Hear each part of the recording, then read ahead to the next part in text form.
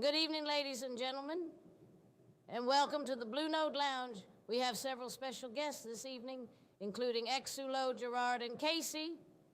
Grab a drink and get comfortable as we dive deep into parent-child inscriptions.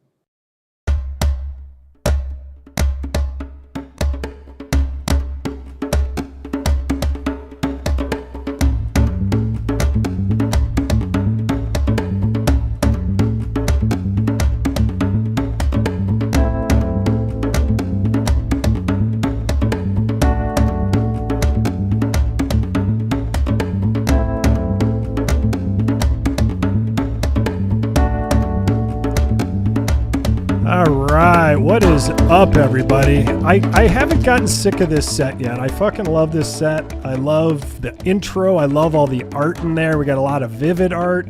But we have got a banger of a show today. I'm so excited. We just got out of a great Hell Money subscriber only spaces. So if you guys aren't subscribed to that yet, I would, because I hate pump my bags, guys. Yeah, but I hate the word alpha, but like that was good conversation, and it's kind of cool that it's at least gate kept a little. So, you know, people got to come in and kind of see. They're not pumping bags. They're just talking about the space in a cool, articulate way. So obviously, Casey, welcome to the show. I appreciate you coming on and talking parent-child with us today. Welcome. Thank you very much for having me. It is a pleasure to be here. You know, let's talk provenance. All right, let's do it. So also with me, we have Gerard. For those who watch this show a lot, Gerard is often a co-host next to me, and Gerard's the only other person who's done the show, I think, of like 25 or 35 interviews now, who has a green screen, or at least knows how to do it electronically, who blends right into the set. So Gerard, president, CEO, whatever title you gave yourself this week of Vivid, who I think is the Captain Salami, who's doing some of the coolest shit in Parent-Child Provenance. So Gerard, welcome, man. Thank you so much, guys. It's such an honor to be here with Casey and one of my favorite artists, Xsullo. So happy. Yeah, so that gives us brings us to our last person, Xsullo. Welcome. When I reached out to Gerard, I'm like, I want to do a show. Like Casey's been talking about it a lot. So I went to Gerard. I'm like, Parent-Child Provenance. Let's just fucking deep dive in this for an hour and 4 minutes until Casey has to go to his appointment. And the first person, cleaned, you know? What's that? Getting my teeth cleaned. He's got to get his teeth cleaned. Are you going to whiten them? No. Just annual dental. But the first person, Gerard, he's like Xsullo. And Xsullo, am I pronouncing it right, or am I just bastardizing it over and over and over? Welcome to the show. No, I appreciate it. No, you're not bastardizing at all, man. It is, yeah, Xsullo. I think you pronounced it right. All right, cool. Well, let's dive right in. Welcome, folks, gentlemen, and then I know we've got Aaron. Do we have you as the sidecar in there? Do we have your voice in here? I'm here. I'm here. So wait, sorry, question. I'm interrupting your intro. Xsullo, did you make that collection of all the like crazy neon, like pornographic skull things like way back when? Pornographic skulls. You? Yes, that was. It's totally a great collection. Yeah, it's a compliment. They're fucking good. Best collection on ordinals. Yeah, they're really, really good. I'll stop interrupting, but just yeah. I love Aaron. Aaron grabs the whole camera. She's gonna be like, "Hey, I have a couple of questions. Are you the porn guy?" Like, yeah, am I the porn artist that put all those uncensored art on the blockchain of Bitcoin? Yes. Yeah, nice. So everyone, welcome, and Aaron, welcome. You're allowed to interrupt as much as you want. So let's start with you, Casey. So obviously, you made Parent-Child. It didn't come out with the launch of Ordinals. I assume part of you is like, damn it, why didn't I just fucking wait another week and just do that? Because you're a huge proponent of Ordinals. So of Parent-Child, and you know it's something you use a lot. Just kind of set us up here for what you did and why the fuck nobody adopted. Are people just lazy? Yeah, so I mean, when Ordinals was released, it wasn't like we were releasing this final finished polished product. We just wanted to get it out there. It was I'd been working on it for like a year and a few months. I had been working on it with Raf for 3 to 6 months. I don't remember exactly how long. And we were like, getting tired, right? It was like, we wanted to get it out the door. It was, nobody was paying attention to it. We would have spaces that like 2 people would show up in, and that was a banger space. And so we just wanted to get out the door. And we had parent-child in mind. We wanted to do it. We sort of decided that was the ideal way of doing provenance for inscriptions. But it just, it didn't make the V1, then after release, it was just chaos. And it was chaos for a long time. And we didn't get parent-child done until like 6 months later or something. And so in the meantime, people basically just started using JSON in GitHub repos as the provenance mechanism. I think there was one which was hosted by Ordinal's wallet. At this point, I don't know if that one is still canonical or if people really just rely on Magic Eden. But yeah, people would just upload JSON off-chain to do collections. We finally got parent-child done, and there just wasn't the adoption that we had really hoped. I think some of it is laziness, for sure. Some of it is the fact that there's this existing standard that everybody kind of recognizes, which is like, well, what does Magic Eden say? Some of it is technical limitations. Like, it is harder because when you make a child inscription, that transaction actually has to move the parent, right? It has to, the parent has to be included as an input to that transaction and go as an output from that transaction. So this means it's hard to use for like mint on demand kind of stuff. If you want to mint really quickly, then you would run into like transaction size limits. There's a soft limit of 400K on Bitcoin. And if you have a transaction that's larger than that, 400 kilobytes, if it's larger than that, then it needs to be like sent directly to a miner. You can get it in. So if you want to do a big collection, you want to inscribe quickly, then that runs into problems. So that, I think it kind of explains the lack of adoption. It is a big regret that we didn't get it out on day one, because I think that if it was around on day one, there's a good chance that it would have become the sort of de facto way to do collections, and this alternative, much easier standard kind of wouldn't have come up. There has been adoption, and I think you do see it in like higher end collections. People who are a little bit more thoughtful, or who want to have that provenance on chain. I mean, I think it's really cool. I think it's great. I mean, whenever I make inscriptions, which is rare, I love doing it because it means that nobody has to guess which inscriptions are mine, right? Yeah. So I made some skull inscriptions that are like under the inscription 0. And you know that because they're under an inscription on inscription 0, that like I made them. You don't have to guess. Whereas with something else, you see it on chain, you have no idea like where it came from. We also used it for fun. That took fucking forever. I had to write a script which like uploads that uploaded for like days, running like on the computer in the background to like do all these inscriptions with parent-child. And yeah, so that's kind of where we are now. Actually, I'll just say my other regret is not adding on-chain metadata on day one. That's another thing that I think that if we had on-chain metadata, that ties into this, because when people look for metadata, a lot of that is in these like JSON collections that are uploaded to like Magic Eden. So those are my two big regrets, and really only regrets. Everything else turned out great.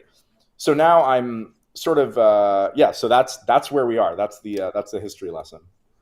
Yeah, absolutely. So it was just, you knew it was a lot of work. It's something you and Raph had thought about before the launch, but you were just like, we've got to come back to this.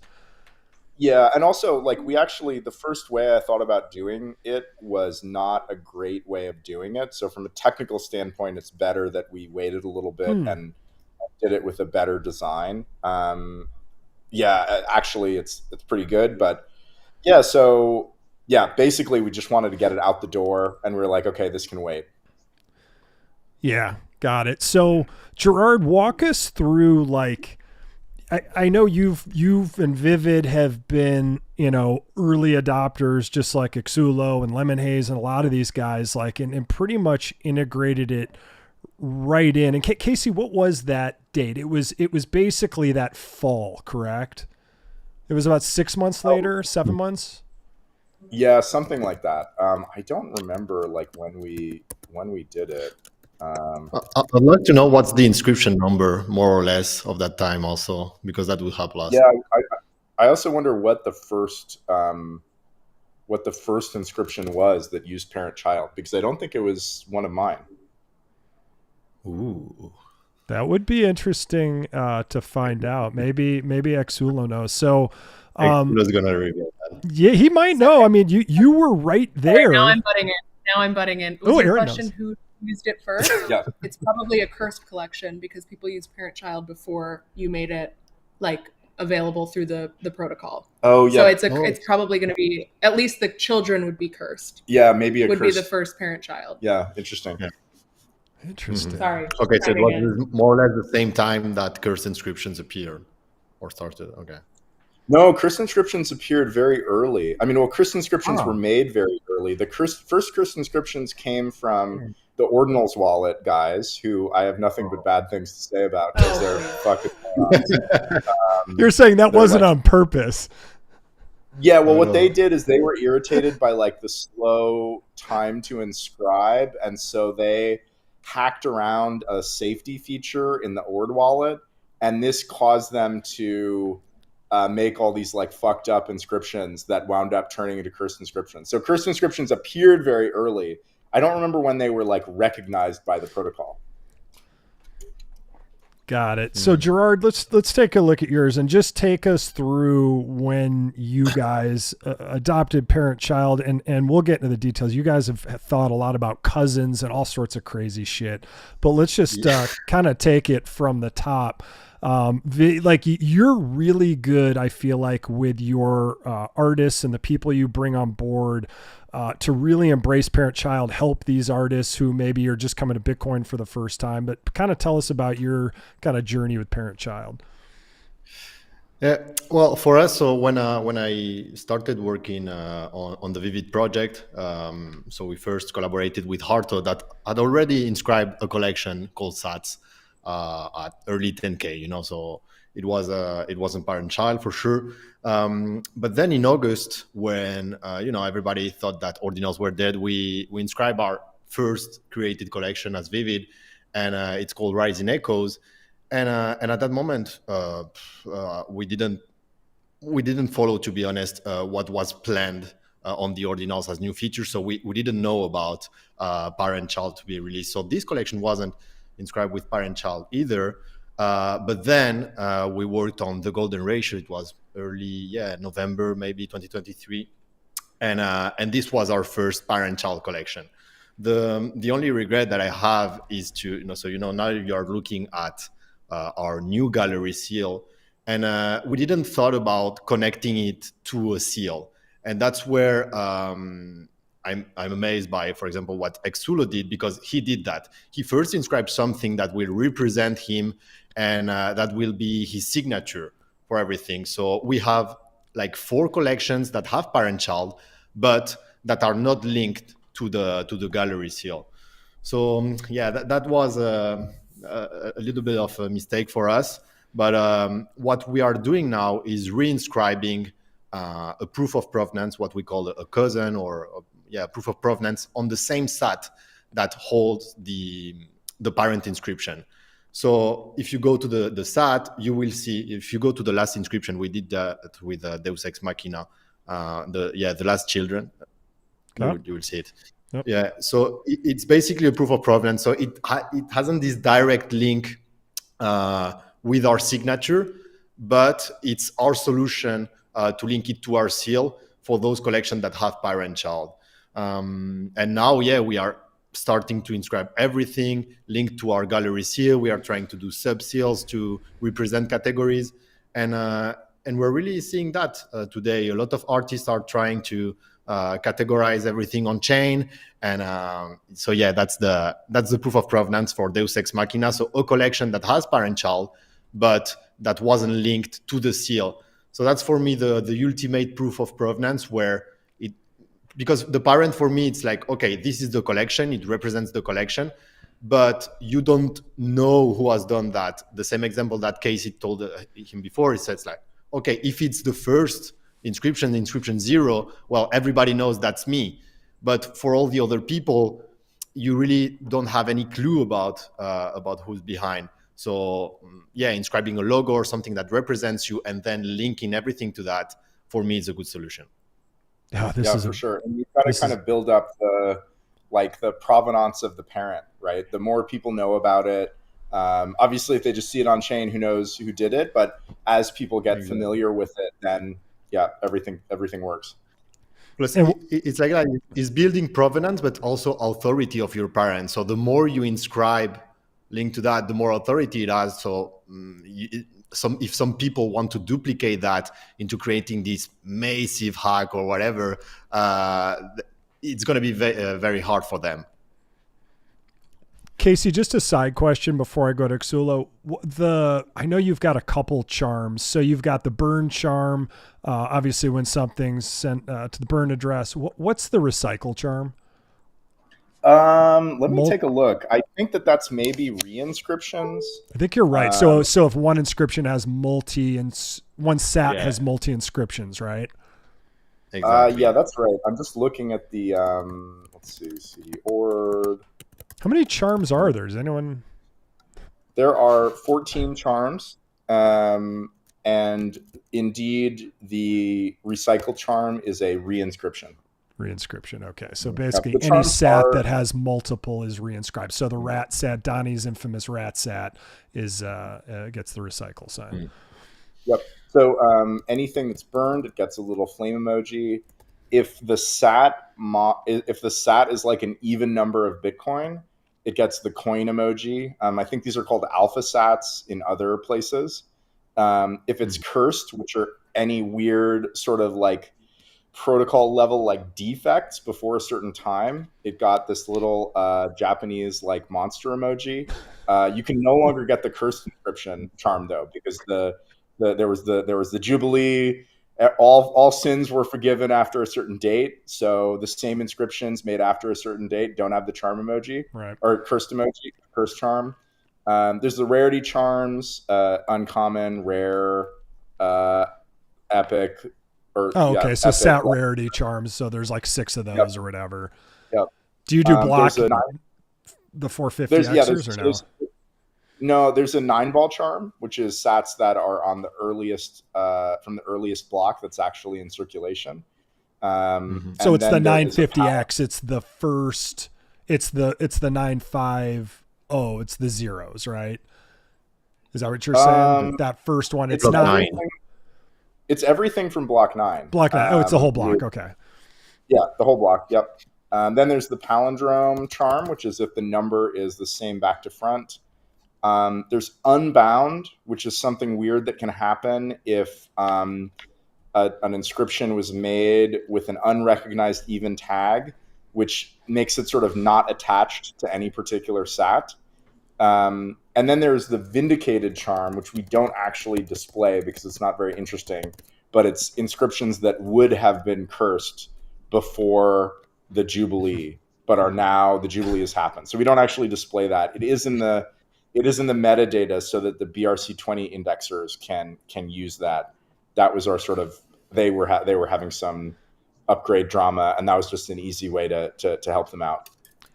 God, when I hear all this stuff, I just think like, some of us came from, even though I started out as a Bitcoiner, it was always a maxi, I dabbled in ETH NFTs and stuff, but just this conversation of the different charms and parent-child, like this only exists here. And, this might be the nerd in me or the pure hopium in me, but like in 50 years, like someone's going to be analyzing this shit and we're all going to be dead. People are going to be analyzing this shit and talking about it and finding the creative combinations that people did do, not only in the early days where, you couldn't necessarily have a parent-child inscription, but also all the ways that they worked around that and all the ways that you can kind of like have a sat be tagged with these different things. It's super cool.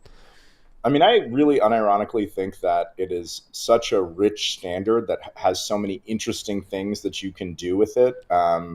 I think it's way more interesting than NFT standards on Ethereum, just way richer. Charms, sats, parent-child, which you can't do on Ethereum. Like, imagine if you could create a collection like under your Bored Ape. That'd be kind of cool, but you can't do it. Delegation, which lets you reference the content of another inscription, so you can make sort of like multiple copies of the same inscription cheaply. And then, of course, recursion and all of the super rich support for different content types. Like, I mean, that is completely not available on any other standard. I think it just, like, I'm really proud of all these aspects of inscriptions that make them just so expressive. I unironically think that it just blows the socks off of all of the other NFT standards. Like, there's just nothing like it. Yeah, 100%. And it's funny because in the Hell Money show, we talked a lot about the death of runes and all that stuff, but then you flip this to ordinals, and like you said, with recursion, I mean, shit, look what Snoop Toshi's doing. He put a whole operating system using recursion on Bitcoin. Like, it's so cool. Like, the creativity that's being done is just mind-blowing to me. So Xsullo also, also, like, when people inscribe JavaScript and assets to be used by other inscriptions. So there's like a ordinals public goods, GitHub, which is just a list of like JS libraries, different versions that people have inscribed, which through recursion can be referenced by other inscriptions, which is lit, which is just awesome. Well, I mean, and a huge shout out to and a salute to Danny Yang and the whole On-Chain Monkeys. Like, they P5JS completely helped revolutionize kind of ordinals on-chain art, and now we've got, what's the new one, Gerard? 3JS. Like, we're going 3D now, so people are getting better libraries there. I mean, it's incredible. Yeah. A lot of people are inscribing a lot of things, and it actually feels like we just came on a desert island and we are creating our own community there. It's amazing. And for me, the word that describes ordinals the best, for me, it's how elegant it is. Inscribing art on ordinals, for me, is just so elegant. Yeah, 100%. So before I go too far, because I mean, Gerard, you nailed it. Xsullo has the coolest. I mean, somebody out there show me a better one. His parent inscription that all his children fall under is just so freaking badass. So Xsullo, kind of tell us your journey and when you got in ordinals, when you did your first child under the parent, and did you know or wait and know you were going to do this when Casey and Raph got this out all along?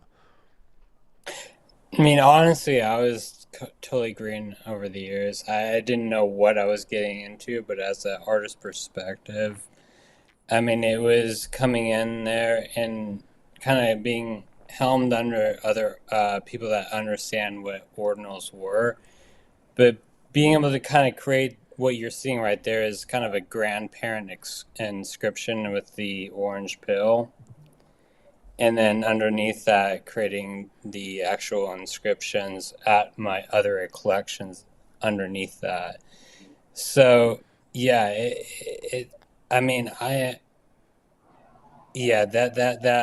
it's kind of hard to explain in ways, because it is, it's kind of wild. I don't know where to begin with that, honestly, because there was so many other playing parts in this whole collection. But if you have any kind of specific questions on this, I'll be happy to answer it. Yeah, so it sounds like you just are, you weren't saying it was premeditated. It wasn't like, oh, and then I was going to wait for Casey. You just, like, you're an artist, you learn, and when the time came to inscribe your first collections, it was out, and you were like, I'm going to do this right, and you did the parent sat, and you did it right. Is that fair? Oh yeah, there's actually like a group of people that kind of reached out to me that were more familiar with ordinals, so they kind of guided me through that. Oh, cool. And my focus on the visual side of that, And we are kind of this collaborative effort to get this going, and with recursion, because these were high res kind of 8 megabyte bit like GIFs, and trying to be able to inscribe that on to ordinals. So we had to kind of use like recursion and kind of like break them up into like 4 sections and to kind of combine them back in. Like, to be fair, I'm kind of regurgitating what other people were telling me as an artist, where I kind of approach this in a more artistic approach, and these people kind of took over it. Oh, very cool. So basically you had good, and I know, Gerard, that's what you do. You had great instruction coming into the space, and you had the right people who knew the right, I hate to say things to do. That's still lack of a technical term, but you were guided very well, and you were early. Like, I'm like, dude, you're the smartest guy in the world. You're like, yeah, I was just kind of in the gates of the Super Bowl, and someone let me in, and then they gave me a football, and I threw a touchdown. That's cool. So, but however you got here, and your art is beautiful. And it sounds like you went and not only did Parent-Child in that, but you did recursion. Like you dove into the deep end. You didn't do what most people do. Like with curse inscriptions with all this, and to go off of that, there was all these little charms they added to it. But like for me as an artist, my perspective was kind of to focus on the art and to get kind of high quality art onto the Bitcoin blockchain to be kind of as transparent as possible with that. Yeah, Gerard, we have to figure out who was first, because Aaron's right. Like technically, the curse collections are first, but now we got to figure out. Xsullo, you're up there. I know that someone who waited. Early. Someone who waited for Parent-Child is Danny from On-Chain Monkey. From what I understood, he was waiting for Parent-Child to be released, and then he inscribed the whole collection. So he must be one of the firsts, if not the first. Casey, when did you do your first one? It was the skulls. I mean, I guess we could look at let's see, Inscription 0. It's all on chain. If Casey, if only we had a way to tell and immutably tell. We had some decentralized ledger with transactions that were timestamped. So March 13th, 2024. So it was like more than a year. I only used it more than a year after the protocol was like out. So Aaron, Casey inscribed his first child on my mom's birthday. May she rest in peace. We love her a lot. And she was actually an art historian. Does that have any significance here? Oh, the date? From an astrological perspective, what's the date? 24 March 13th. March 13th. Okay. I mean, I would have to look at the chart. But I guess, bro, it took you that long. That's crazy. You know me. It's like, dude, you're late. I'm not really good at extracting. Like I should have just pumped 10K of bullshit on chain right after the feature released, and then we'd be like going to an island or something. I know, we'd have an island. Yeah. Is Casey, are you too honest? Is that what it is? It's I will say for the space, it's good that you didn't try and extract, but I hear what you're saying. You're probably like, God, I wish I had launched a rune, but like you should have pre-mined maybe a little of Rune 0. I don't know, but maybe then people will call you an asshole. I don't know. Yeah, I wouldn't want to do that because I would taint Rune 0. The problem is that I am a perfectionist. That's really the problem. And so I am honest, that's part of it too. But I am a perfectionist. So like, for example, like I didn't really want to inscribe early on because I was like, I want to wait until Parent-Child exists so I can put this under Inscription 0. I could have inscribed like 100 fucking inscriptions, like had all sub 10, all sub 100, but I was like, no, it's kind of shitty. Like I want to put it under, the Inscription 0. And that's why things take me forever. And like, I don't max extract. I mean, I am, I did do fun with Parker. So, I am getting a little bit of extraction in there. We'll see how that goes. Yeah, absolutely. Is there a place where I could browse all cursed inscriptions? Because I honestly think my collection might be one of the first Parent-Child collections, the Aquarian Conspiracy collection from 2023. Because ours are negative 800-ish cursed inscription, and that was Parent-Child. That's why they ended up cursed. It could be there's a way of doing it. I think you can go on inscriptions and sort them by inscription number or something. Yeah, but I don't think you can browse on ordinals.com. Yeah, I don't remember like how to do it. Yeah, because I don't know. You need to improve ordinals.com. I might just claim it right now because like -800 and it's Parent-Child. It's pretty solid. Yeah, that is pretty solid. It's pretty solid, and that's why it was cursed, because it was Parent-Child. That's why I know that. Yeah, Parent-Child used to be curse worthy. Yeah. So anyway, even so someone else can try to take that from me, but I'll claim it for now. So even though it was cursed, does it still carry the parent-child? That doesn't preclude it before you put it in, Casey. So you're saying, no, it works. They're cursed. So it's kind of a double kick-ass cool thing. Yeah, and I do think that there should be a cursed inscription renaissance. Like, cursed inscriptions were kind of shitty because like they were kind of busted, like they had these negative numbers. But now that they're closed, right, I do think that the set of cursed inscriptions is like interesting, and like, you know, you could decide to just collect, you know, cursed inscriptions if you wanted to. Yeah, it does actually add like this sense of rarity. Because when did you guys stop that Jubilee? That was the Jubilee. I can figure out. I'm like browsing the source code Really as loud. we talk. June or July or something like that. Is that right? Yeah, Jubilee Height. Jubilee Oh Height. no, it was later than that. Yeah, Jubilee Height was block 767430. Feels like ancient history at this point. Mempool, /block. I love how Casey doesn't think in years anymore. He thinks in blocks. He's like, oh, that was probably block 2839. That was December 14th, 2022. No, right? Because that was when you inscribed inscription 0. Yeah, that's 0. That's not right. Oh, first inscription height. 22. Wait, Jubilee Height. Hold on. I fucked it up. Is inscription 0 the only one? January 5th, 2024. I remember this because was this last curse inscription. Yes, I remember this because BRC20 flipped out. Do you remember? Yeah, they were panicking because like BRC20 is a meta protocol for doing fungible tokens on top of inscriptions, and the big problem with BRC20 is that it's really fragile and it relies on the order of inscriptions. And so inscriptions are not fragile in this way. Like, aside from the number, which is like another thing, like you kind of don't care about the order of inscriptions. And so when we were going to do the Jubilee and like bless all the inscriptions, they were like, should we update to this new version? And because then that would mean that the order of inscriptions would like change for them pre and post this version. And so like they were absolutely panicking. Like the BRC20 ecosystem, that was the time of the big rift between Domo and Unisat, which wound up being resolved like peacefully. But yeah, that was who resolved that one? I helped out in the background. He was the man behind the curtain. I brokered the deal. peace. Yeah. So Casey, you're a good human being. Is chaotic, if you're a Dungeons and Dragons character, is chaotic good fair?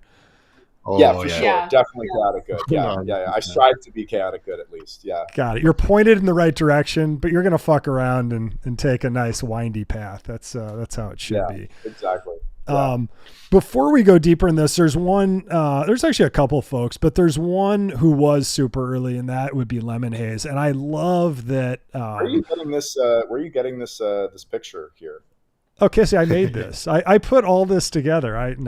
Lemon Haze made this. No, cool though. Like, but dude, can you drop the link? Yeah, of course.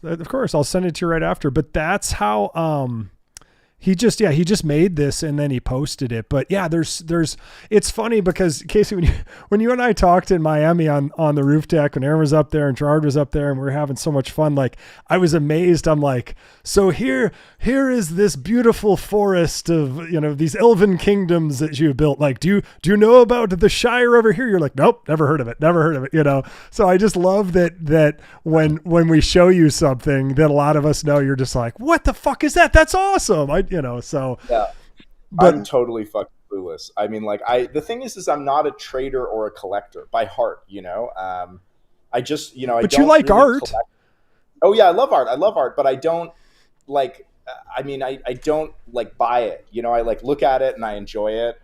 I I'm looking around my apartment, like the only thing that I collect, quote unquote, is like rugs. But like that's like 4, 5 Irony rugs. intended. Yeah, I've run out of space for rugs. We got a rug down here. We got a rug in the hallway. We got another rug back there. But like, like I'm out of space for rugs, so I can't buy any rugs. And I'm like not really a degen. Like let me say the things that I've degened on. I degened on Ethereum a long time ago, and like I bought some, and then I like didn't pay attention to it for months. And then I was like, then I looked at it, and I was like, holy shit, this is worth $36,000. I need to sell it for Bitcoin immediately. That was like one degening. Did you literally right away give your Bitcoin and get in on the ICO of Ethereum, or just after that you bought some? I think it was after that. I think I was like, yeah, like maybe I should get this as like a hedge in case this like Bitcoin thing didn't work out. But I didn't have any conviction. And so once it was worth something, I was like, holy shit, like back into Bitcoin immediately. I love it. Who is here that saw Bitcoin at 200 and was like, nah, I'm good. I'll think I'll pass. Oh, okay. So here's my biggest fuck up. I could have gotten right when I got into Bitcoin, it was at like $250, and my brother, who's way older than me, believe it or not, and he's way less tech savvy, he's the one who got me into it. And we made a bet. We said we're going to exchange Bitcoin at next birthday party, and sometimes he doesn't follow through with this shit. I bought it. He didn't. That's when it went. It was the year after Mt. Gox. It went from 250 to 1,000. And then I just went down the rabbit hole. I had literally the buy button on eBay on a Cassius coin, a full Bitcoin Cassius coin for like $1,500 or whatever. Or no, it was 1,000 because Bitcoin was at 500 and it was for 1,000. And then Bitcoin literally went from 500 to 1,000 that night. So then it went to 2,000. I'm like, it's too expensive. Like, what a ripoff. Like psychologically, you're just like, oh, I'm priced out. Like, you don't look at the 50-year game. Like, I already had drinking the Kool-Aid. Or just like, buy every Cassius coin you can possibly get your fucking hands on. Yeah, I just realized it's easy to find the first cursed inscription. You go to ordinals.com/inscription/-1. Yeah, but then if you want to browse and try to figure out what was the first file, it's like not a first Parent-Child. Yeah, and it's one of those Ordinals wallet like weird things. Yeah, and they definitely weren't doing Parent-Child. Yep. So I don't know. If someone has a good way to browse the first like 100 cursed inscriptions, you might be able to find it. Yeah. Yeah, But honestly, actually, we I'm could do. I'm going to take credit from them. It's on Ord. Scribe is telling us that, and salute to Scribe, that on Ord.io you just type in -1 so you can see. So they're probably the best at just listing them. I know Nullish is a bunch of the top 500. Oh no, maybe he was the first uncommon. He was either the first in cursed or an uncommon. I can't remember, but Nullish, the one. I'll think of it. But yeah, this. Oh, go ahead, Gerard. No, he was super early on inscriptions. I'm not sure about Parent-Child, but yeah, he also inscribed an entire collection on uncommons pretty early too. I think Uncommon it was patterns. Uncommon Patterns. Thank you. That's what I was thinking of. So he wasn't the. And I know Owl did. Little Peppos, and those were on the uncommons too. But yeah, the cursed that one I can't remember who the first ones were. But thanks. Yeah, but guys, we need to improve the design of ordinals.com. If you need any help, I think that people will be very excited working on that. You can tell that I'm not a front-end engineer, you know? The problem is anytime we bring in a front-end engineer, Casey just finds it too distasteful in terms of not the design that's made, but the technical back end. Yeah, I fucking hate JavaScript. I fucking hate JavaScript. Ordinals.com uses very little JavaScript, and it gracefully degrades if you don't have JavaScript enabled. So, yeah, we could make it better. It looks like a lot of the first cursed inscriptions are re-inscriptions, and that's why they're cursed. Yeah, that was an easy way to make a cursed inscription. Yeah. Anyway. I'm going to Ord.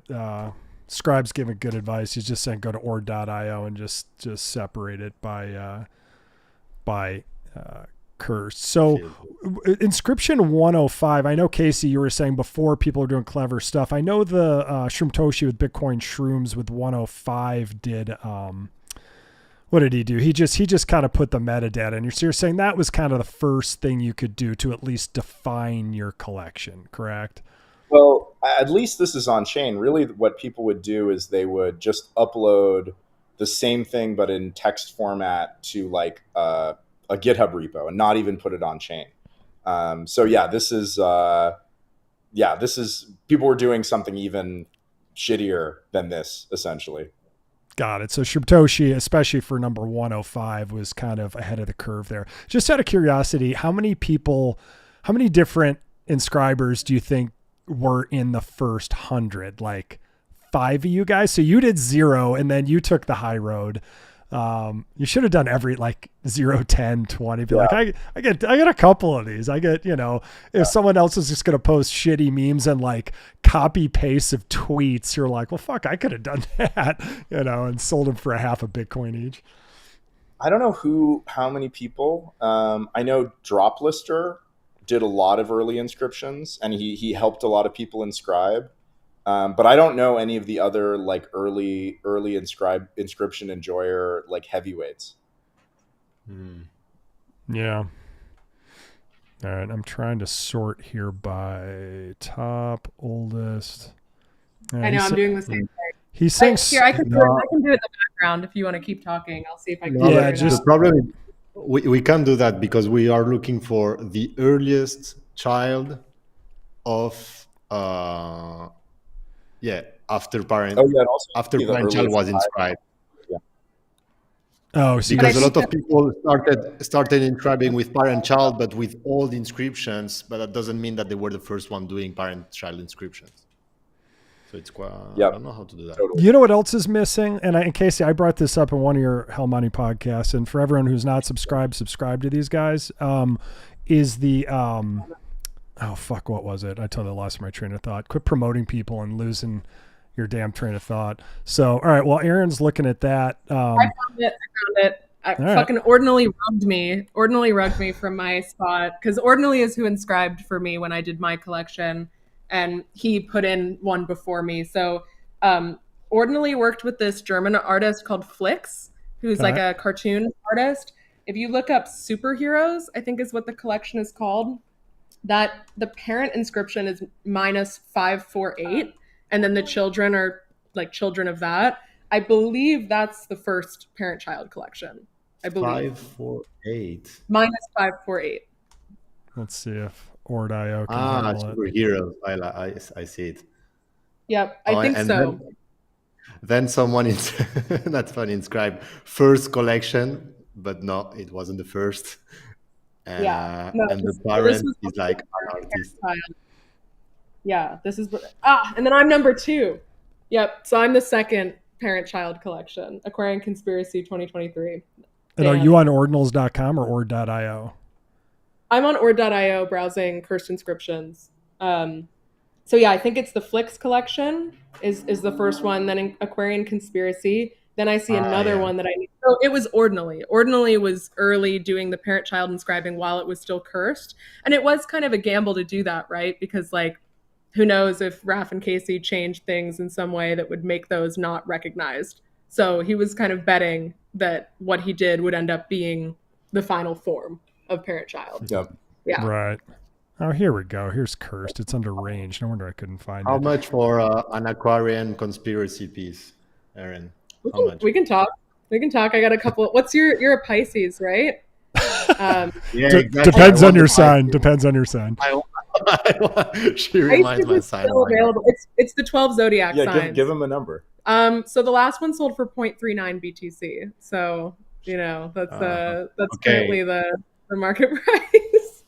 Come on, Gerard. Let's see it. You asked in your live. Are you in? Because I have a gavel somewhere here.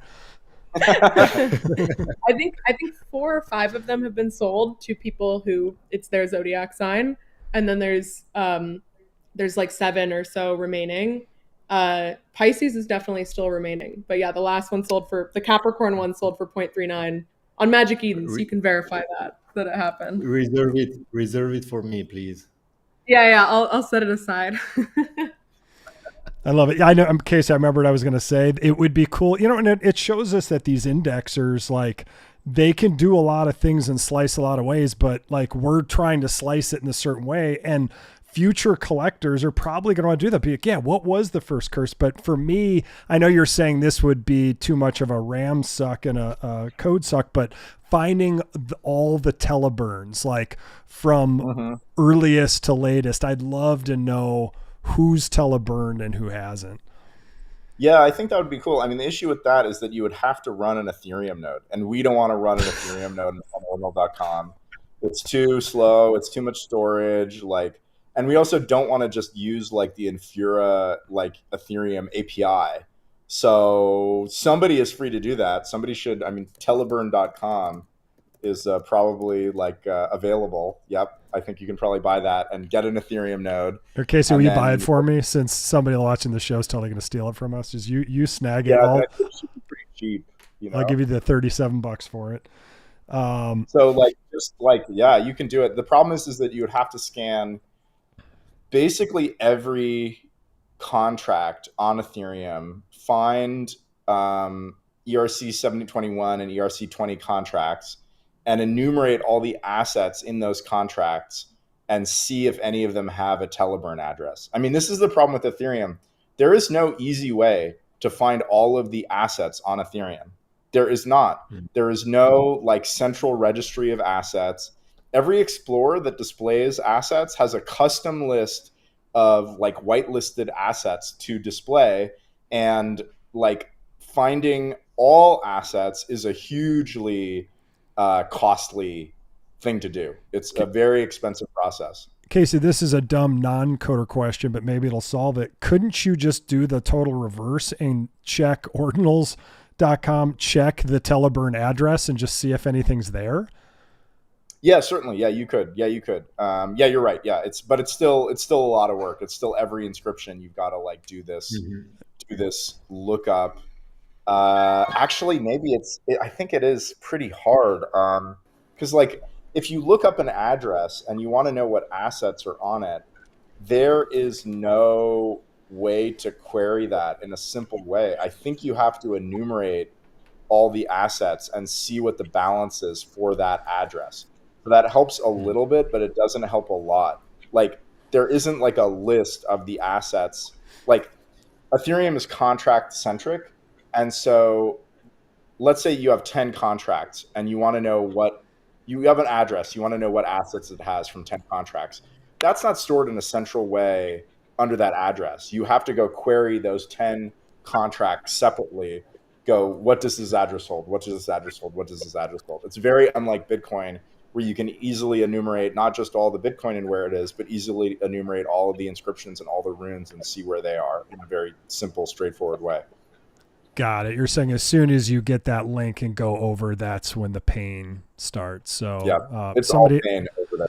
Somebody out there do it, because I have an MFer that's sub 5K, and I want to see how close to being one of the lowest copy pastas teleburning over. It's like 4750 or something. So I know Danny's got a bunch, but anyway, so we've got 10 minutes left.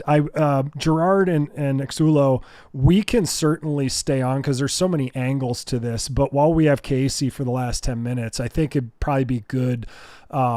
Because Gerard, I know you and is it Piero, who have the guy's just a genius, but they figured out all these cousins and ways where, if you already inscribed something, Parent-Child wasn't there yet, how you'd create these cousins and wrap around to do that. But I think given Casey's time, let's get into that next and just talk to Casey about, so Casey, you're obviously a Parent-Child maxi as well. You're in good company with all these folks, but you saw people weren't adopting it. It did come after the launch, so there was that.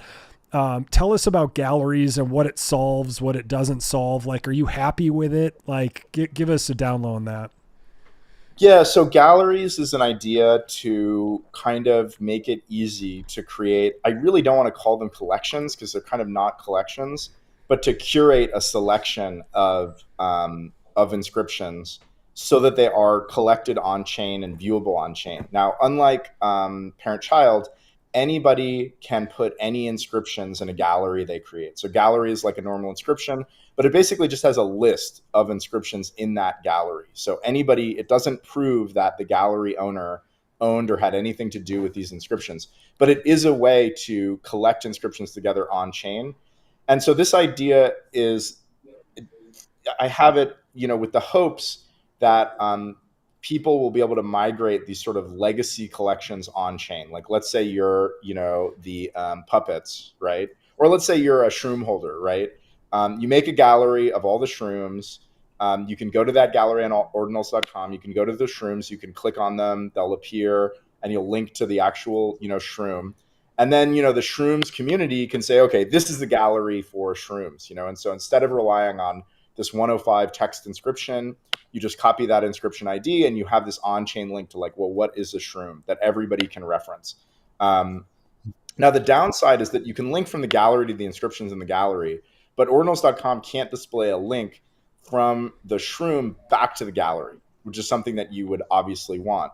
So the problem with that, and the reason is because if I have an inscription, I don't want somebody to put my inscription in some shitty gallery, and then now I have some shitty link on my inscription back to the parent collection. Real quick, just by base chain, when I say these legacy collections aren't on chain, the content it's just the collection metadata itself, like what is in the collection. Right. But what is in the collection is incredibly important. Like, why do people want to buy a shroom? Mm-hmm. Well, it's because it's one of those like original authentic shrooms and not some copycat that was inscribed much later. So yeah, that's the idea behind galleries. I do think they're actually good for a lot of stuff. They would let like legacy collections migrate on chain. If you want to just curate inscriptions that you think are cool or have the same theme or were made around the same time, you can also do that. And so that's like an idea that I have in mind. I haven't started working on it. I kind of have an idea of like, how it would work technically. The tricky thing for this at this point, like I think that this would be good for everybody and would help everybody. But the tricky thing is that these legacy collections, they don't just have the list of inscriptions, they also have all this metadata. And so I would want to have a way for them to also include that metadata when they inscribe the collection, right? Because, for example, you might have these legacy collections that the off-chain metadata also includes the attributes, right, for each item. So I need to have a way to be able to create a gallery and also include metadata for all of the items in the gallery. So I have to think about that as well. And then like, I don't want to do that and then have it not work for parent-child, this additional like metadata feature. So I've got to like think carefully about this. But yeah, that is the idea. I think it's going to happen. I don't know when it's going to happen. It's all about me and Raf getting the motivation up to start working on like a new big feature. Just one doubt about the metadata. You are talking about metadata of the gallery, not adding metadata for all the inscriptions that you list in a gallery, right? No, metadata for inscriptions that you list in the gallery, because otherwise legacy collections wouldn't be able to migrate. Now, this would not be displayed on the items in the gallery. Of course. Yeah, but I think that, well, I don't know, but for a user experience, like you see at the gallery and you see some metadata, you may think that this is what the real creator was expecting, maybe. So, no. It's so, okay. To clarify my thinking here, I'm actually not sure if ordinals.com will display this metadata that's for each item. Like you said, because of that issue. But I do want these legacy collections to be able to go on chain. So the idea is like, what's a good collection on Magic Eden that's legacy, but it has metadata? What's an example? I don't want to get in trouble. I don't know, like puppets? I don't know if they have metadata or not, but let's say on-chain monkey, I think they do. Okay, but they use parent-child, right? Yeah, okay. So not monkeys, maybe. Let me check. Not monkeys. Let's just assume they do for the have example. Attributes on Magic Eden, but I don't think. Yeah, they have attributes on Magic Eden. Puppets, because I like puppets. Let's take puppets. So let's say puppets has attributes on Magic Eden. We want them to be able to migrate all of their off-chain data into a gallery. So the way that it would work is that you would inscribe the collection with this metadata. Maybe this metadata would be like hidden behind something on ordinals.com. Like you got to expand it so it's like kind of clear that it's not like primary. It would not display on the items themselves. It would only display, if at all, on the gallery. And so the idea would be that, okay, once the community has sort of crystallized around a collection, a gallery to represent a legacy collection, then Magic Eden can like allow list it and be like, okay, this is a faithful on-chain representation of the collection as well as the off-chain metadata that everybody is sort of used to. And then Magic Eden can display it as canonical after they've figured it out. So anyone that wants to display it could display that on-chain metadata. That's the idea. I'm not sure. Maybe this is not necessary. Like maybe it's okay if you don't get the metadata on-chain. But I think that for some of these on-chain collections, people really want the metadata, and it would be hard to like not include it. Ordinal MaxiBiz. I think by doing that, it incentivizes too much to not use parent-child and just do a gallery. I like the idea of having proper metadata for the gallery because it makes total sense just to explain, okay, what I'm curating here. But if you add metadata for every inscription that you add on there, even if it's optional, of course, and you only see it on the gallery, then a lot of people will say, okay, I have one less reason to inscribe with parent-child because I can do that afterwards. So I don't know. I like the galleries, but now you're making me doubt in it. Yeah, I mean, but the thing is like, think about it. Like, okay, like right now, Magic Eden is the source of truth. For a collection, it's the source of truth of what's in the collection, and it's the source of truth of what attributes each item has. So if we get what's in the collection on chain, that's obviously good. That's a good first step. Would it be compelling enough without the metadata for people to switch, right? Then you'd still have the situation where people are uploading metadata to Magic Eden that's off chain. Like, so I'm definitely sympathetic to the view that it kind of dilutes parent-child. And I don't want to do anything that makes people not use parent-child. But at the same time, I do want to get these legacy collections on chain, so it's definitely a tough decision, It sounds like for PFP collections is where, and like you said, you want to bring the source of truth for the metadata on chain and not Magic Eden. Then they have to go back and forth with the people, and it may be right, it may be not. And there was a big kerfuffle where, like, and this happened with Ordinal Punks and with Bitcoin Shrooms, where one was stolen and people are like, remove it from the metadata, remove it. And of course, those of us who have seen this happen a million times, like I think half the Ordinal Punks have been stolen and resold. We're like, you can't not accept something in the collection because it's stolen, because they're going to come a new person, bright-eyed and bushy-tailed, a good person eventually is going to come in, and that's going to be forgotten. So it sounds like it's definitely a good fit for that. Is that fair? This idea of removing things from collections is the most cuck bullshit I've ever heard. All right. We want these to be like digital artifacts. You've got to accept that they can be stolen. And if they're fucking stolen, that doesn't mean that they're not authentic. That's just the fucking deal. All right. Like, fucking get used to it. Like, get good. Don't fucking lose your collections. Like, if you fucking fat finger your shit, like, that's bad things are going to happen. You get catfished. You get Discord catfished, and they're very good at that stuff now. Well, Casey, I appreciate your time. Your teeth are certainly very important. But appreciate having you on the show, and we learned a ton. Is there anything you want to leave us with, or any gallery insights, or anything from this conversation that people would love to hear? Not really. I mean, just start. I don't know. I mean, the things that are out now that I want people to use are Sats cards, the new /Sats cards page on ordinals.com, where you can put inscriptions on Sats cards and see what's in them. And offers, these like P2P offers that you can securely do high value trades on chain with Ord. Those are the things I want to pump. Use Ord more. If you want to use Ord, you got to get a server. It's like $50 a month. It's no big deal. Bare metal from Hetzner. A lot of good options. Just make it happen. Don't be lazy. Get on chain, really on chain with your full node. The way that Satoshi intended. All right. Well, Casey, appreciate you get your appointment. Aaron, thank you for being the sidecar and giving us information. But we'd love having you guys on the show, and let's definitely do a deep dive again. So thank you. This was great. Big viewership, man. 533 people. That's pretty impressive. Nice. Ooh, I never look. So Aaron, what we talked about before, like you can kind of see the stage and the power. Like it's fun stuff because you can show. Like when people are talking about stuff, you're like, oh, let's check that out. Let's show it. So it's a really fun medium to use. We should subject the degens to a deep dive into the ORD code base sometime, because that benefits a lot from visual stuff. We can go look and see how things happen. Like, for example, when I want to know things about the protocol, I just look it up in the ORD code base and it's all there. That's the power of open source. All that nasty bullshit, you can just go read what happened. So that's an idea for the future. Honestly, a very simple technical deep dive would be just going over the ordinals BIP.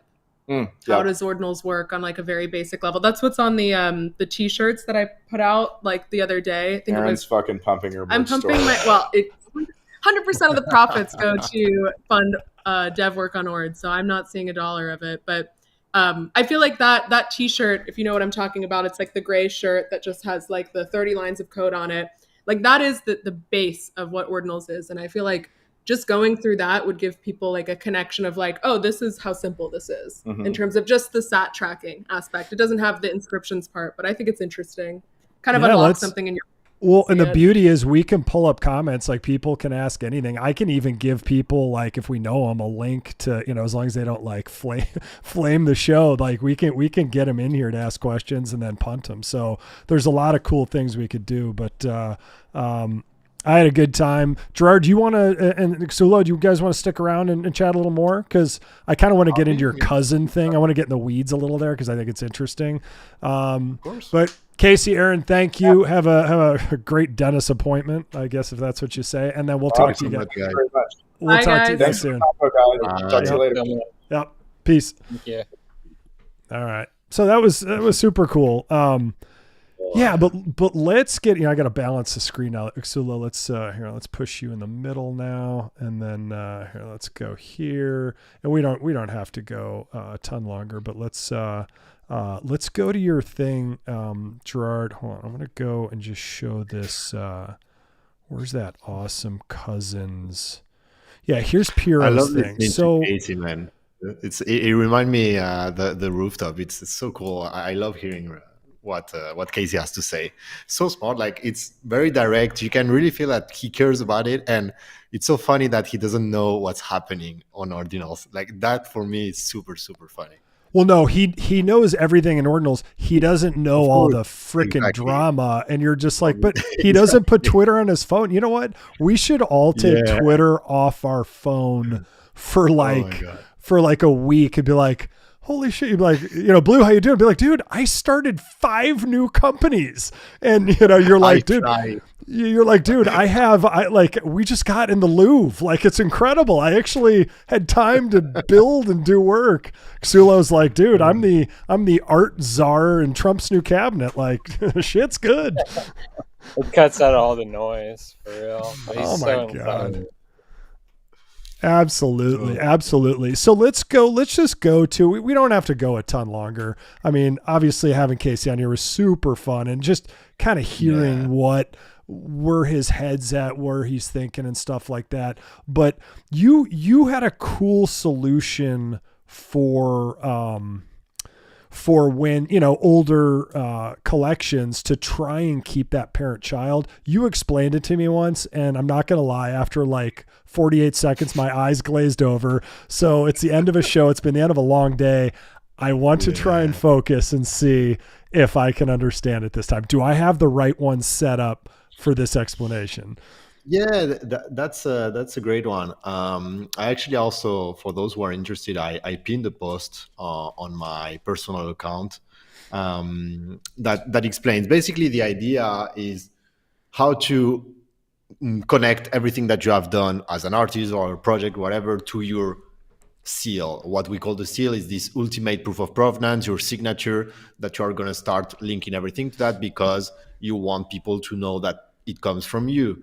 What Xsullo started doing from the beginning, as we said before. But there are a lot of people that first maybe have collections that don't have a parent, so for sure they are not linked to anything, and our case is having collections that are parent-child but are not linked to either the artist or the project. So for the people that didn't inscribe any without a parent, that's a little bit difficult for me to recommend something, because I have to wait to see if galleries finally came out of that. I think that if they release the galleries, it's the best option, of course, because you can now inscribe your artist seal and link a gallery to that and saying, okay, guys, I'm the artist, I'm the project, because this is my seal, and this is the collection, the legacy collection. Okay, so that's the first option. We will see. If they don't do the galleries, we wanted to do something similar, sort of a viewer where you put all the inscriptions and you basically can click everything, so every dev could create something different. But yeah, I think that waiting for the gallery is the best option. What you have here is our solution for the collections that have a parent, and that's the case of Deus Ex Machina, and it's perfect because we did that a few days ago. So before it was like this: we had the Deus Ex Machina parent that was linked to the 400 Deus Ex Machina. So that's perfect for all the collectors, because if they have a Deus Ex Machina, they can check if it's a real Deus Ex Machina, if it's part of the real collection. That was cool, but it wasn't linked to anything. So for people of today, of course, they know that Deus Ex Machina has been made by CyberSea and Vivid, but in 100 years, maybe our website disappears, we disappear, whatever, or this information is lost. So we wanted to have it on chain. And that's why we came up with this solution of inscribing a seal or a proof of provenance of a collection that will be on the same SAT than the parent. So that's what you see on the right. It's inscribed on the same SAT. So that means that you need to hold the parent. And that's where I'm really relieved, because we kept the parents when we started inscribing, because we're like, okay, we know that we are going to change something one day to link it to something, but we aren't ready yet. But now we kept it, and we are able to inscribe those proof of provenance on the same SAT. And this proof of provenance is linked to the gallery seal and the project seal. That's the solution. The only problem is that on ordinals.com, it's a little bit hard to navigate through all of this, because when you go to the parent, then you need to click on the same SAT, and then you will see the two inscriptions, the actual parent and the proof of provenance. And once you have done that, the ideal way is just to burn this SAT that contains the collection parent and the proof of provenance, to guarantee the collectors that there will never be another piece in the collection, that we will never inscribe another Deus Ex Machina, only 400. So yeah, if you look at the last inscription, that's the proof of provenance for Deus Ex Machina. I think it's a pretty cool solution. For now, the only thing that it needs to be improved is really the user experience here, because you can see, okay, it's linked to both, but it has no children. So what you have to do, you have this little charm because it's a reinscription. But if you go a little bit down, you will see the SAT. And if you click on the SAT, on this SAT, you will see that it has two inscriptions. The first one is the actual parent of the collection, and the second one is the proof of provenance. So if you go to the first one, you will see the 400 Deus Ex Machina linked to that. How do what were the two SATs? I'm on the SAT. I see the inscription here, this one here. Yeah, just click on that. Yeah, on the code. Yeah. Oh, here. actually click on the code. I was like, yeah, actually the code. I didn't realize that was the inscription. Yeah, no. The code is the inscription, because here we are talking about the generative art collection. So the parent also holds the algorithm that generates the collections. That's something also that we improved later on with Shaderism's collection called Looming Emotion. We also included a visual in the parent that at the same time is the parent, holds the generative art algorithm, but also represents the gallery with this cool visual. But yeah, that's another level of optimization. No, but that's cool. I mean, and I love that you guys have given this so much thought. just like Xsullo and his team, like, you know, when they came on here, like the fact that so early you did parent-child and recursion, like hats off to you for you know, understanding this, and Gerard, in your case, helping people understand this, you and the genius that is Piero to help artists see this. Cause I know, you know, obviously I work closely with you and a lot, I'm getting to know a lot of your artists, and like, I could just see that light bulb for them turn on when we're interviewing them in spaces, and they're like, oh man, he explained it to us. And then you see it, like you look at, you know, Xsullo's, parent, and you're like, it just like, it's just like, it's just so cool, because like, you know, I'm a little older than you guys. And so, you know, I think about death a little, probably more than you guys, cause I'm not, I can't run a 50-yard dash very fast anymore. But when I look at this, I'm like, you know, Xsullo's made art that, you know, and obviously all Ordinal's art is like this, but not only has he made art that's going to outlive us all, he's organized it in a way that, you know, will forever be easily recognizable as legitimately and infinitely his, which I just think is so cool. I appreciate that. Thank you. Congratulations on that. Thanks so much. And one last thing that I would love to also talk about, those old non-parent-child collections, or, you know, it's for people that didn't inscribe collections, but that still want to link the inscriptions for for an artist, you know, that created 101 artworks. They may not have a parent sometimes, and I like this solution that I proposed, because it's a solution that involves the collector. And actually, we are going to do that with a collector from the gallery. Basically, he holds a piece from an artist that now inscribe his seal on Bitcoin. And you remember this solution that I told you for the parent inscription? Well, you can do that for the one-of-one piece. Basically, you just need the collector to send back the piece to you, inscribe this proof of provenance on the same SAT, and then it's linked to your seal. But of course, it's a little bit hard to do that, because you need to trust both the artist and the collector. But I guess that if someone collected a 101, he must be a pretty close collector. That's really cool. So sorry, explain that one more time. And Base Chain's saying did. I just want to make sure I get it. So he's the collector I'm talking about. So he holds a piece from did. I actually don't know how to pronounce it. Did. And this piece was inscribed before we helped the artist to inscribe his artist seal. And now he can use his artist seal to inscribe and to connect everything that he will do later on Bitcoin. But he still have a piece that is inscribed and that is not linked to anything. So the idea is to take this inscription back, and we inscribe a proof of provenance, the same thing that we did with Deus Ex Machina, but here it's not a collection, it's a 101, but it works again, and we connect it to the artist seal. This solution, you could do that, for example, with a 10K collection, if you will. Like, imagine, let's say, okay, puppets now want to have proper parent-child connection.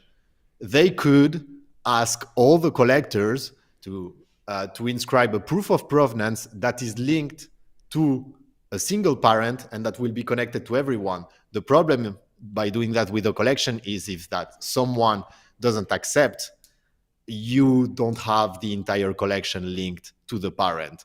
So that's why for a 101, it's easy. Okay, got it. Yeah, I will show you once we did. I understand that it's super hard to illustrate and to visualize, so I'm sorry if I'm not very clear. Well, we also saved it for the end of the show. Be like, Gerard, now that we've been going for an hour and a half and we've been on Spaces all day and it's 11:30 p.m. your time, explain to me the most difficult concept you possibly have. Oh, and I have no links for diagrams for you. So, yeah, no, we're absolutely, we're fine. And for those who don't know, thanks, Kenny. Big hats off to Kenny. On Thursdays, we do a show, Kenny and I and Ski God and Rolo, we do a show on Bitcoin shrooms and kind of how it ties into the history of Bitcoin. So love Kenny's work. He does a great spaces with Ski God as well with the shrooms. So hats off to you. So tomorrow, Gerard and I are back, and Gerard, why don't you tell them tomorrow at 12 noon Central Time, so that's 1 Eastern and whatever, 10 o'clock Pacific, we're going to do an interview with who? Yeah, actually, it's the best time for me. I appreciate that. Yeah, well, Kenny's gonna be happy because it's with CyberSea. I know that he also, if I'm not wrong, maybe I'm wrong. I'm sorry if I'm tired. But yeah, we're doing a show with CyberSea to talk about Deus Ex Machina. That for me is, well, yeah, one of the really best collections, generative art collections out there. Such a great concept. Maybe, if someone corrects me, it's the first generative art collection that's connected to Bitcoin data. By that, I mean that it's using Bitcoin as a canvas, and the artwork evolves with how the mempool is reacting. And yeah, he's such a talented artist. He's been working on this topic of generative art connected to Bitcoin. He has been working on a collection that's amazing, that's going to be released soon. But yeah, I will keep all these for tomorrow, I guess. Yeah, absolutely. So yeah, check that out. And a couple of huge shout outs before we go. Obviously, Xsullo, thank you so much for coming on the show. Like I actually remembered when you dropped what's it called, the Mortis, the smaller collection, that the high res one, Les Petites Morts. Yeah, I would Les Petites. Yeah, I'm just gonna have Gerard say it. I'll be like, and that one, he says yeah, it. We need to spend 5 or 10 minutes talk about that, please. Xsullo, this is the best collection. Actually, it's not Deus Ex Machina. This is the best collection. I appreciate it. Thank you so much. Yeah. I mean, yeah, having to break that apart in recursions, because they're like 8 megabyte files. They're huge files, and trying to inscribe that. And that was kind of like early, what was it, like 2023 summer, late summertime, when the meme pool was super low, and having to kind of figure out and how to put such a high res GIF on there. And pretty much using recursion, like you see right there. We broke each artwork up into like quarters, because it was kind of a 1x1 image, and breaking it up into 4 quarters, and then putting it back together into one cohesive piece, and inscribing that with charms.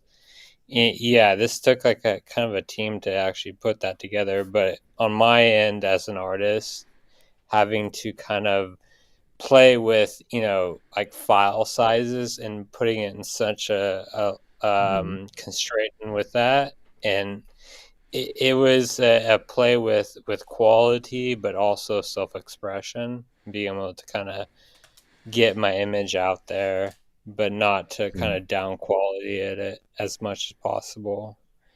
So, and make it animated at the same time. So it was kind of. Do you remember? Do you remember how much it costed you per piece at that time? Shoot. I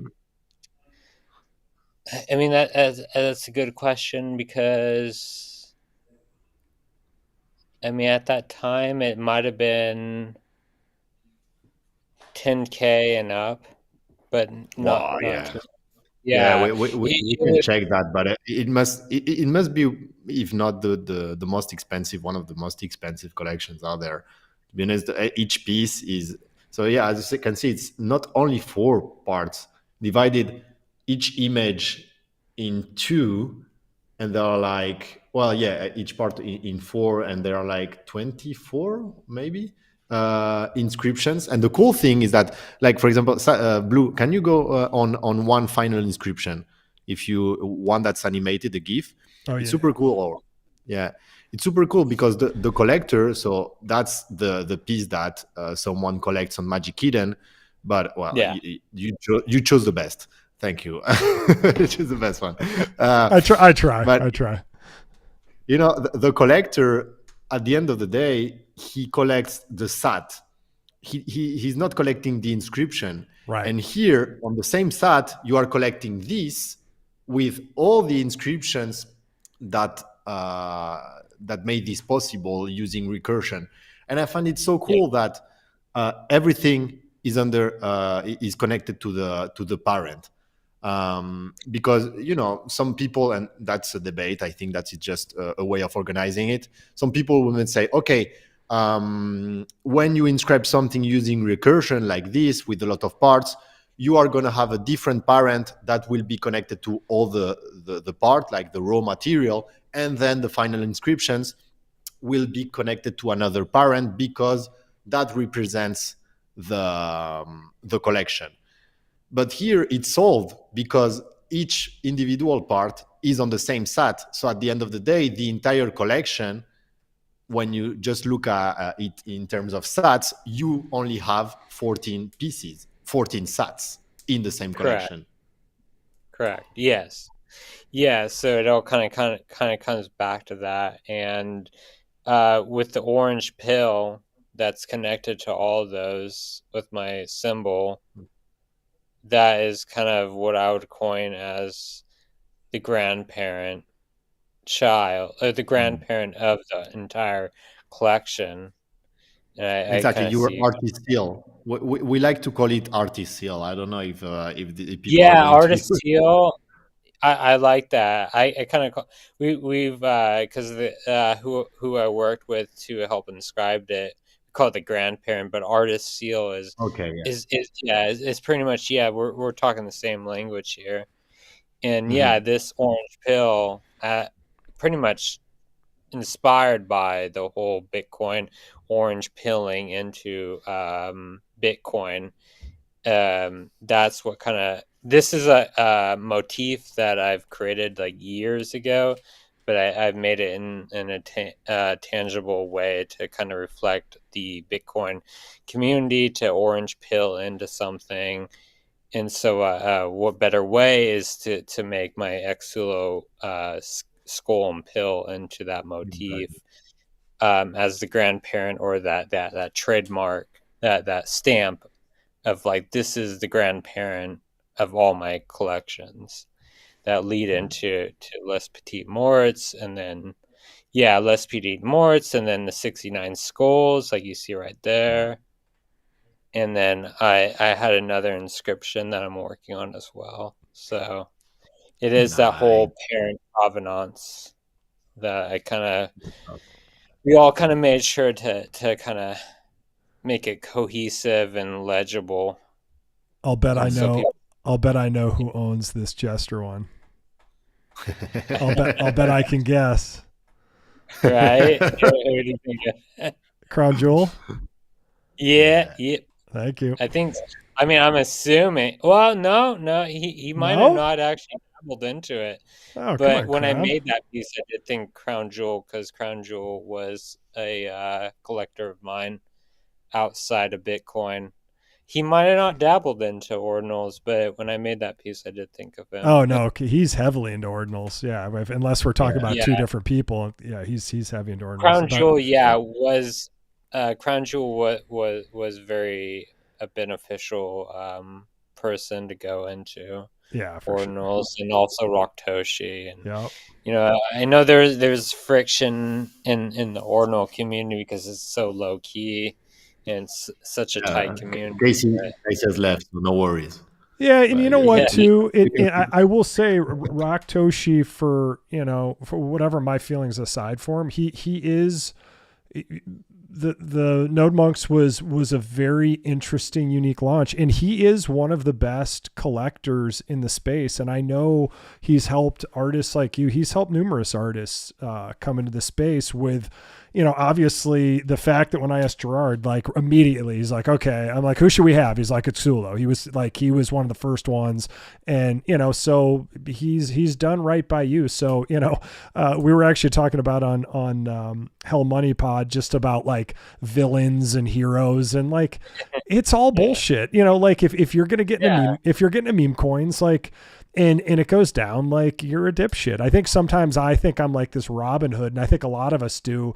I feel bad for newer people coming in who this isn't Raktoshi, but this is just like big influencers who are pumping their stuff. They're coordinating stuff behind the scenes, and they dump on people. Like, yeah, I don't like them, and I like that they're starting. These types of people are starting to be called out, but in reality, we're all the heroes of our own journey. And yeah, I know that Raktoshi and Crown Jewel and a lot of these guys have helped you and so many artists get in on the space. And you know what? Like, hats off to them, because like once you see ordinals and get this space, like all of us, we can't turn away. You know what I mean? Yeah, yeah. It's such a small space, so it's easy to kind of point the finger on one each other, but at the end of the day, like there are people that kind of help you out. As like for me, as a perspective of an artist, they definitely introduced me to a lot, and they kind of gave me that open gate, and I kind of walked through it because, I mean, they're pretty open arms and introducive with that stuff, and like I was very familiar with like Bitcoin, ever since like 2010, and knowing it's like putting artwork on Bitcoin, like it's kind of a no duh thing. I knew Bitcoin before I knew Ethereum, but then again I put my artwork on Ethereum before I did with Bitcoin, so it's kind of going full circle. Dude, I gotta say, is this the new collection, or is there one after this? That's the new collection. Dude, these are freaking awesome. Yeah, and that's kind of what I've learned from the past, and as an artist and working with the same people. Yeah, these are chatterbots. These are pretty much reflective of, the current social and AI commentary of the world that we live in. Non-stop. We live in an AI-driven world. Everybody's talking. Nobody's quite listening. Everybody's like crazy behind their computers and weird. So, dude, these are awesome. Like, I will say, if X, because remember in the early days, I think it was like 2011 and before, maybe even 2010, X used to allow you to put a GIF in. They don't anymore. Like, these would be absolutely the killer PFP. If GIFs, I mean, they still are, but like with GIFs, like they're just like, I gotta say, with the colors, especially how the whole collection vibes together, like it's kind of an addictive scroll. I'm not gonna lie. Yeah, I mean that is, I think that's a good way of putting it. I mean, that's like that doom scroll. I mean, that's social media. That's everything that speaks to now is this addictive scrolling down constant feed of visual candy, I guess you would say. Yeah, this chatterbot is pretty much reflective of that, and getting my feet wet into ordinals and working within that constraint.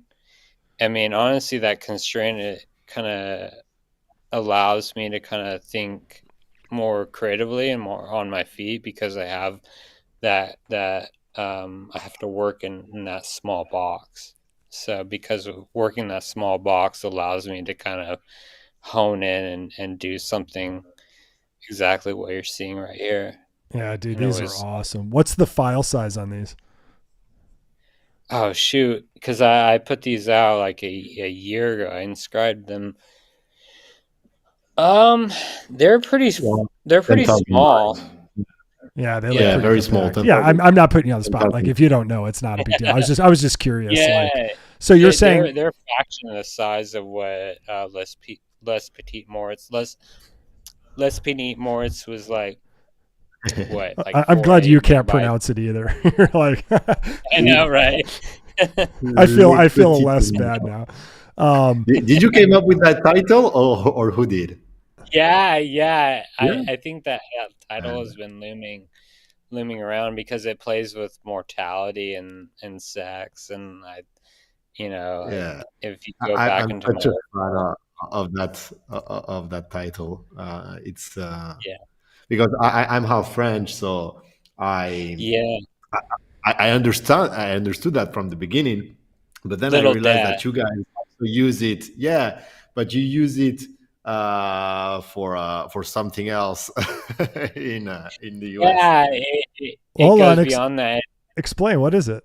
What is it translated exactly? Okay, so I'm gonna read Yeah, go ahead. from Wikipedia. It says it's an expression that refers to a brief loss or awakening of consciousness. Refers especially to a post-orgasm sensation as likened to death, but in France doesn't mean that at all. So it's like a phrase in French, like Yeah. that's the literal translation, but it's a phrase that is commonly used that means what? In French. In French, it's just little death. Oh, little death. Yeah, And literally a little death. Orgasm. And the full definition is little death Or through big orgasm, orgasm. right? Yeah, exactly. Yeah. This is art, gentlemen. I mean, don't It's- we all experience that when we see Bitcoin go up? We have a little bit of a little death experience, right? Perot calls it post-nut clarity. I think that. Exactly. I think that's. Hey guys, this is an art show. We can say whatever the f we want. So, because for the culture and Yeah. art. I mean, this is that. No, dude, you're Yeah. Xsullo. You're so Yeah, talented. little every death individual and- piece. I appreciate that. Thank you. What'd you say, Gerard? After Yeah, before, like- No, that every individual piece, it's amazing. It's a whole universe. Like it's crazy. I really want one. I don't know if I guess that they all are sold, and now it's too expensive to get one on Magic Ye- Eden. But man, he hasn't even sold these yet. To be transparent. no, not this one. No, Le Petit yeah, One. correct. Le Petit never. The dude Oh, I was in the Discord at the time with Rock and Crown. That was, and Brissy. That was private sale only. There was like what 13 of those things. Yeah, 13. Yeah. yeah, correct. If Private. a collector wants And to then, trade for some vivid pieces, I'm open to trade. Yeah, those things are grails.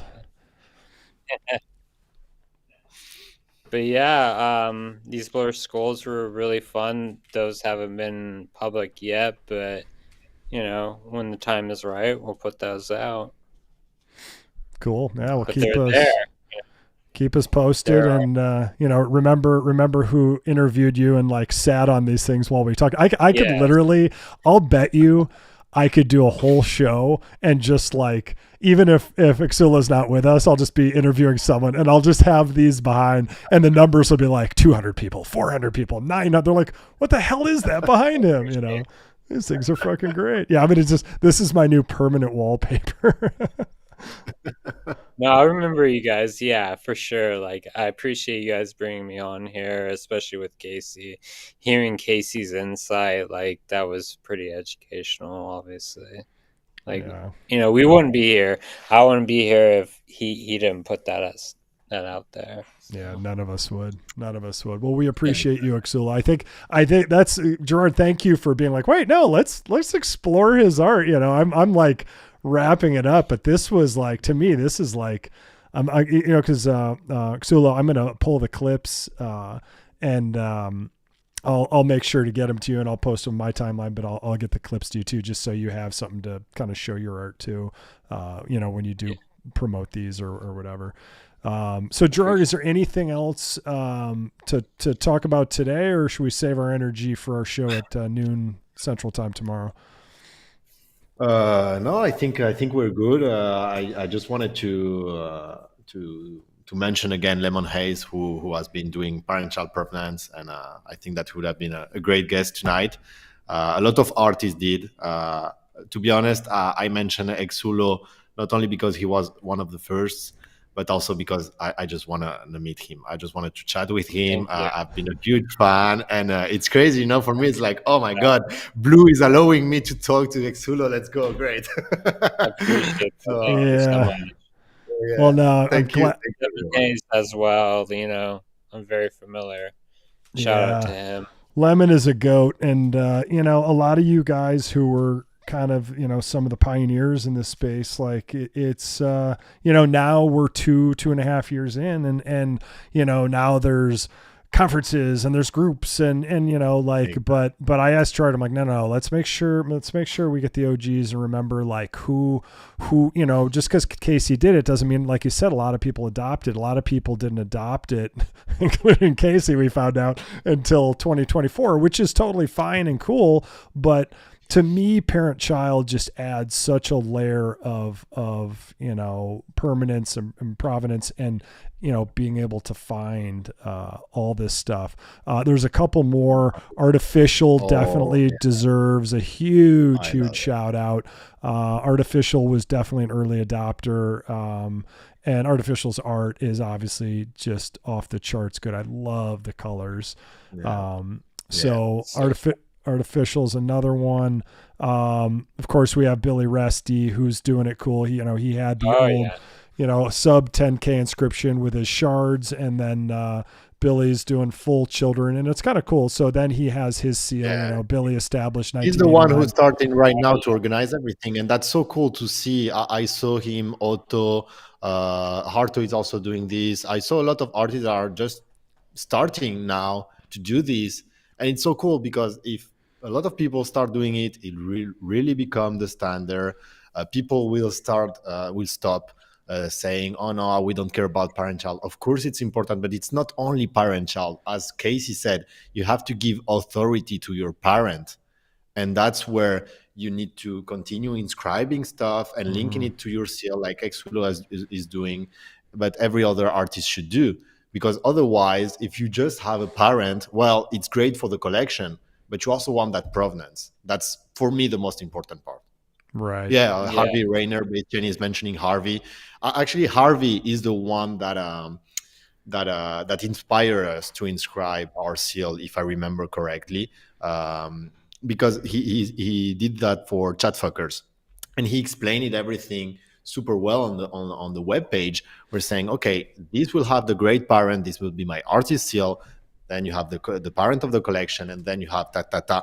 And he even went further because, if I remember correctly, he's dividing the collection in 7 groups. So you also have this sub seal for part 1, part 2, part 3, part 4, and that's so cool. That's super elegant. Once again, our ordinals are the most elegant way to inscribe your art. So just come here, inscribe your seal, and inscribe with parent-child. Yeah, and we're a big fan of Harvey, big fan of the chat fuckers. So yeah, definitely glad we're getting all the shout outs in. Obviously, Otto too, just an absolute legend. I love his parent set. Yeah, so you've got Otto, and then Otto's kind of doing he and Billy are they're like, okay, if we're gonna do this, let's do it right. Like, what's the best way to organize this so I can plan?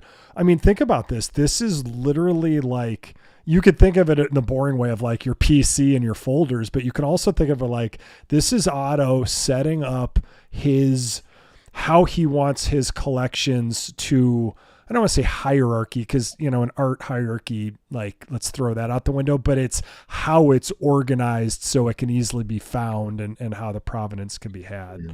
Oh yeah, it's super easy. Got collections 101 of edition. Yeah, that's beautiful. Yeah, it's nicely laid out. Absolutely. So Base Chain, appreciate you. A couple shout outs. Everybody who, supports the show. Base Chain, I learned so much from him, and Greg for starting like these artist groups and these artists of Bitcoin groups. So huge shout out to Base Chain. Every time I talk to him, I learn so much. You two guys need to meet. Seriously, we need to meet one day, because you guys are 2 of my favorite people out here in this space. You help us a lot at Vivid, and I think that you would love to meet each other. Seriously.